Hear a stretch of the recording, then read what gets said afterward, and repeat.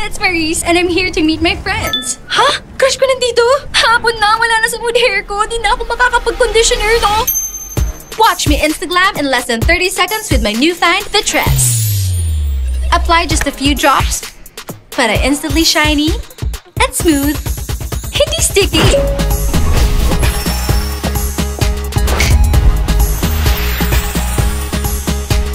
Hi, girls! Ngayon, nakatingin. Instaglam with The Tress. You'll never know when you need it. Hi Gabi Fam! Welcome back to my YouTube channel!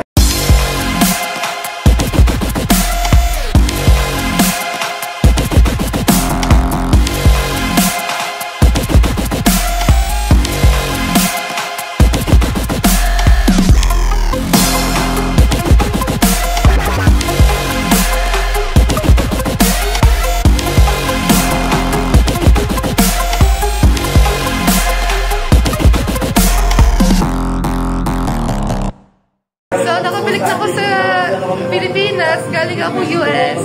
Sobrang na-miss ko dito sa US. Tsaka, tagal na ako, di pa ako nag-vlog dito sa Pilipinas. Alam niyo ba naman, sa US ako dati, nagpakulay pa ako ng buhok. Tsaka, medyo mahal doon magpagupit sa US eh. Pero ngayon, nasa Pilipinas na ako ngayon. So, magpagupit na ako ngayon ng 2 black X low taper, guys. So, ayun na. Dito na kami sa Mr. Guapo Barbershop. So, mamaya guys, pag-uwi ko doon, after magbugupit, magkulay na ako ng Brimo 5.0 light brown. So, stay tuned. Ayun na guys, pag-gupit na ako. So, mamaya, pag-uwi ko sa bahay, magpakulay na ako gamit ang Brimo Premium Series Cocoa Butter galing sa Shopee. So, ita-time-lapse ko muna ito para mabilis.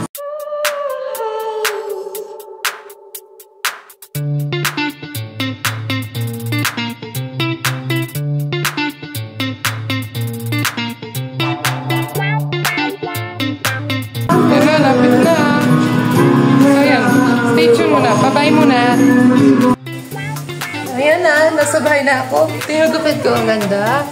So, magka-color na tayo ng hair. Nabili ko to sa Shopee ito. Ito ang shade na pili ko. It's 5.0 light brown. Tsaka itong oxidizer ay 6% volume 20. Kailangan ng shower cap, gloves, tsaka non-metallic bowl. Ito. Tsaka tint brush. So, mixan na natin. Wow! Smells really nice. Natingin sa akin ng baby sister ko. So, di ko lang natawag. Parang tulis. Ibubutasan daw ito. Kaya itong shade. Look. Ayan, butasan natin. Tcharin! Parang pink siya.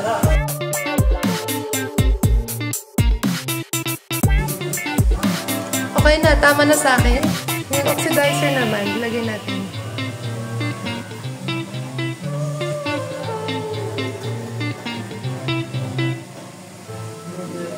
Okay na to. Ratio 1:1, guys. Bago magkukulay ng hair ko, gamit ko sa hair ko ay shampoo. At saka, kailangan ng black t-shirt susuot natin. Kaya, baka mamantsahan tayo eh. So, hindi ko kailangan ng cape.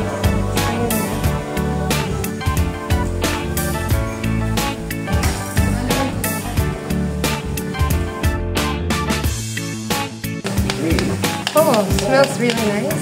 Parang peach color. Kita ko siya. Ayan, nalagay ko ng gloves. So, magic natin. So, yung section natin yung hair ko. Mga 2 sections. So, yung coat ko siya. Kakapit ng color para hindi tayo nagpachi-pachi yung kulay niya. Fast forward tayo.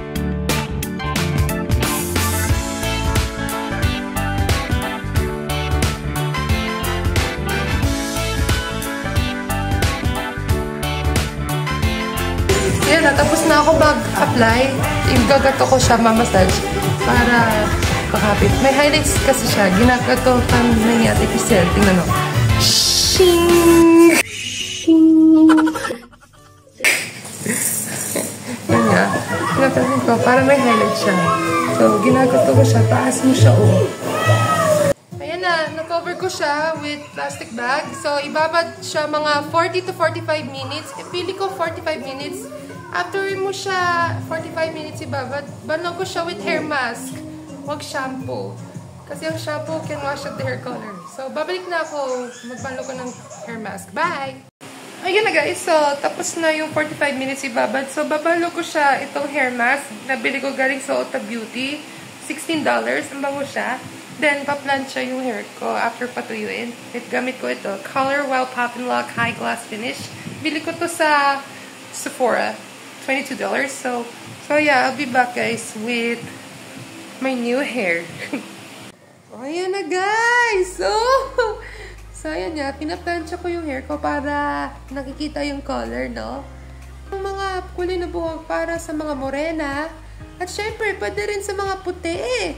Itim siya, hindi kita yun. Pero pag nasa labas kayo, nakikita yung brown sa reflect sa direct sunlight. Maganda naman sa akin yung light brown guys. Kaso hindi ko kailangan mag-bleach. Pero ang ganda. Tingnan mo, lambot siya ah. Oh, lambot oh. So yun nga. After mag-color treatment para maging lambot siya healthy. Tingnan mo yung color no. Para nag-highlights talaga siya. See? I highly recommend itong Bremont Premium Series Cocoa Butter. That's my favorite. So yun nga. Achieve mo na to ang Light Brown 5.0. Tingnan mo, ang ganda, no? Para kasi Yvonne Aliza Kate Luwalhati. Wow! Lodi ko siya sa fashion show, guys. So, yun nga. Ito pala yung Bremont Premium Series Cocoa Butter. So, tingnan mo. Nakalagay. Premium Series Cocoa Butter. Ngayon ko na ito nakita first time. So, favorite ko tong brand dito. Tsaka yung shade dito, 5.0 Light Brown.